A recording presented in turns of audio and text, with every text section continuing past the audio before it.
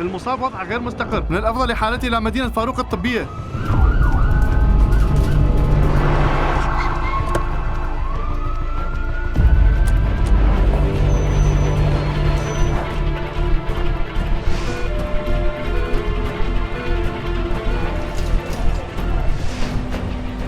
يجب أن تجرى له عملية، لذلك يجب حضور كل من اختصاص القلبية واختصاص الجراحة العامة واختصاص الأوعية الدموية من أجل العملية.